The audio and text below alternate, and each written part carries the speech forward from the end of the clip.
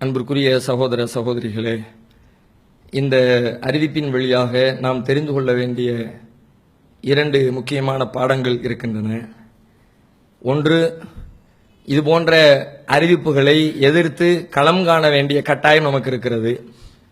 அநியாயக்கார ஆட்சியாளர்களுக்கு எதிராக அவர்களுடைய அநீதங்களை எடுத்து பேசுகிறவன் எவனோ அவனே மிகப்பெரிய போராளி என்றார்கள் நபிகள் நாயகம் ஸல்லல்லாஹு அலைஹி வஸல்லம் அவர்கள். அஃதலுல் ஜிஹாத் மன் கால கலிமத்து ஹக்கின் என்ற சுல்தானின் ஜாயிர் நபிகளாருடைய வார்த்தை. எனவே இன்றைக்கு நாடு முழுவதிலும் அது குறித்த விழிப்புணர்வும் பேச்சுக்களும் விவாதங்களும் எழுந்து கொண்டிருந்தாலும் நாமும் நம்முடைய கருத்துக்களை பதிவு செய்து இது குறித்த ஒரு மிகப்பெரிய விவாதத்தை உண்டாக்கி மக்கள் மத்தியிலே தெளிவை கொடுத்து, ஏனென்றால் இன்றைக்கும் கூட மக்கள் எக்கச்சக்கமாக பாதிக்கப்பட்டாலும் மீடியாக்கள் என்ன கருத்தை முன்னிறுத்துகின்றன என்று பார்த்தால் நல்ல திட்டம்தான் என்றாலும் அந்த வார்த்தையினுடைய அமைப்பை நீங்க கவனிக்கணும்.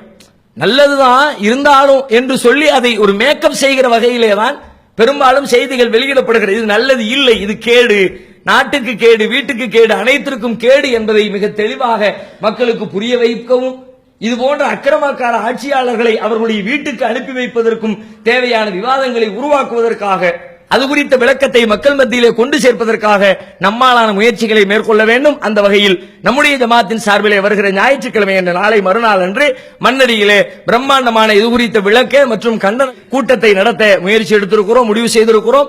அதிலே பெருந்திரளான மக்கள் கலந்து கொண்டு அந்த செய்திகளை தெரிந்து கொள்ள வேண்டும். இது ஒரு செய்தி. அடுத்ததாக, முஸ்லீம்களாக இருக்கிற நாம் இதிலே செய்ய வேண்டிய நடவடிக்கைகளை செய்ய வேண்டுமே தவிர அதை தாண்டி அது குறித்து பெரிய கவலை, ஆளுகை, துக்கம் அதற்கு நாம் இடமளிக்க வேண்டிய அவசியம் கிடையாது. சில பேரிடத்தில் அதையும் நாம் பார்க்க முடிகிறது. என்ன பண்றதுனே தெரியலையே, அப்படியே சோர்ந்து போய் இடிந்து போய் மக்கள் பேசுகிற வார்த்தைகளை கேட்கிறோம். முஸ்லிம் அல்லாதவர்கள் 1000 பேசலாம், ஆனால் ஒரு முஸ்லிமுடைய வாயிலிருந்து அப்படிப்பட்ட வார்த்தைகள் வர தேவையில்லை. ஏனென்றால் முஸ்லிமுடைய நம்பிக்கையில் பிரதான நம்பிக்கையை திருக்குர்ஆன் சொல்லுகிறது. குல், நபியே நீங்கள் சொல்லுங்கள், லை யுஸீபனா இல்லா மா கதபல்லாஹு லனா, எங்கள் இறைவன் எங்களுக்கு விதித்ததை தவிர வேறொன்றும் எங்களை அணுகாது. என்ன பெருசா நடந்துட போகுது? உலகத்தில் 1000 பேர் வரட்டும், 1000 சட்டம் போடட்டும், 1000 காரியங்களை செய்யட்டும், என் இறைவன் விதித்ததை தவிர வேறொன்றும் அணுகாது என்று சொன்னால் நம்முடைய உள்ளத்தை இந்த சிந்தனை ஒரு காலத்திலும் எந்த நிகழ்வுகள் வந்தாலும் அது பாதிக்கவே பாதிக்காது. அனைத்தையும் எதிர்த்து நிற்கிற துணிச்சலை இந்த ஒற்றை வரி நமக்கு தரும். அல்லாஹ்வின் மீது நம்பிக்கை வைப்போம். செல்வம் என்பது என்ன? செல்வம் இஸ்லாத்தின் பார்வையில் ஒரு சோதனை. இறைவன் சொல்லுகிறான், ஃபஅம்மல் இன்சானு இதா மப்தலாஹு ரப்புஹு ஃபஅக்ரமஹு வனஅமஹு ஃபயகூலு ரப்பி அக்ரமன். மனிதர்களில் சிலர் இருக்கிறார்கள், செல்வத்தை அல்லாஹ் விசாலமாக கொடுத்தால், சோதிப்பதற்காக அவனுக்கு செல்வத்தை விசாலமாக கொடுத்தால், ரப்பி அக்ரமன், என் இறைவன் என்னை சங்கைப்படுத்தி விட்டான் என்கிறான்.